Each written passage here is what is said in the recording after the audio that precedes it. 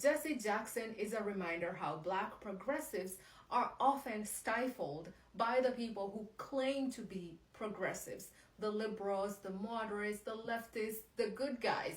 Yet, whenever that good guy is a Black person, suddenly they have a problem with it. Back in the day, before it was popular to do so, Jesse Jackson called for a single payer universal health care system. He wanted to decrease the spending on defense, increase spending on education, on welfare, on housing. He also called to end discrimination against gay people, within the federal government.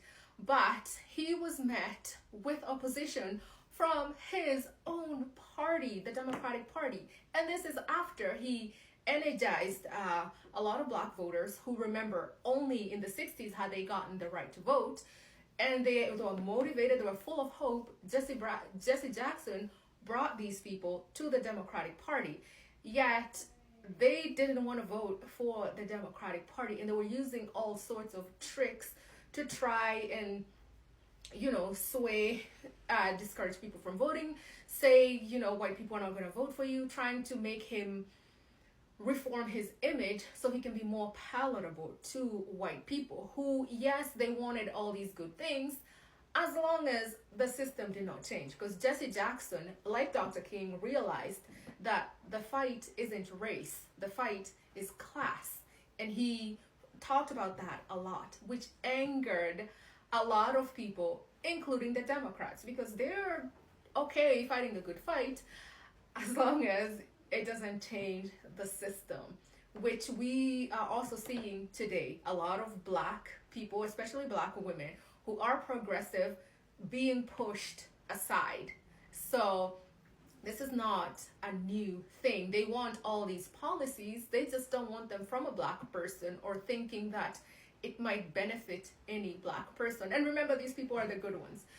And and also, Jesse Jackson, like some people, they might, he opposed Roe v. Wade, and, he opposed abortion, given it, and he cited its racist origins, which is a valid criticism. Later, he changed his mind and said, abortion is a woman's freedom to choose. But even when he got on board, it just wasn't enough, and he wasn't given the grace like a lot of other people are given the grace, even though he grew and continued to fight the fight. He even called for the ratifying of the, Equal Rights Act, something some of his own colleagues didn't want to do. And it's very interesting that the same Democratic people that got on him for not being on board with Roe v. Wade are the same people that let Roe v. Wade get overturned. And they'll celebrate all these other, white politicians calling for the same things that Jesse Jackson had been fighting throughout his life. But then here's a Black person with a solution, and they're like, no, we don't really care about you. We just need them just a little bit. So just remember that with the election coming up in November, we're already seeing a lot of that where Black candidates are being pushed to the sides, even though the Democratic Party's backbone is Black people. So keep in mind, in 2026, in 2028, just remember, this is not new. We know the game. We've seen it. Anyway, rest in peace to Jesse Jackson.